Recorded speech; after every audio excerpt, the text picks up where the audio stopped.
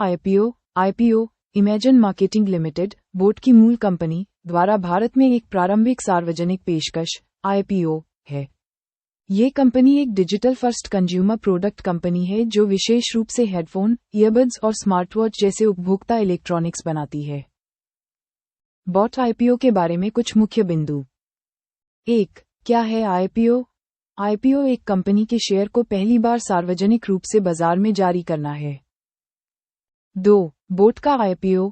Boat ने 2022 में 2000 करोड़ रुपए का आईपीओ लाने के लिए draft red herring prospectus DRHP दाखिल किया था। 3. कंपनी की योजना। बोट को 2000-2500 करोड़ रुपए जुटाने की योजना थी, लेकिन अंतिम संख्या बाजार की स्थितियों पर निर्भर हो सकती है। 4. बाजार में लिस्टिंग। कंपनी को 2026 तक शेयर बाजार में लिस्ट होने की उम्मीद थी। 5. कंपनी की ताकत। बोट के पास भारतीय बाजार में एक मजबूत ब्रांड छवि है, विशेष रूप से युवा पीढ़ी के बीच। कंपनी अपने उत्पादों में नए डिजाइन और प्रौद्योगिकी पर जोर देती है, जिससे उन्हें प्रतिस्पर्धा में एक अलग पहचान मिलती है।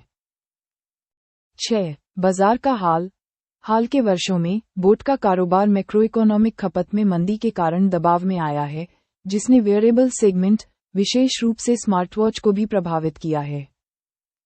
और 7. कंपनी का भविष्य।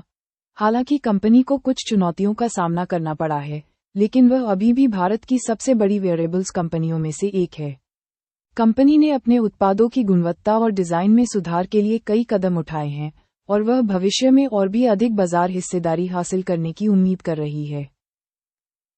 आईपीओ में निवेश करने के बारे में कुछ बातें। 1. निवेश करने का तरीका।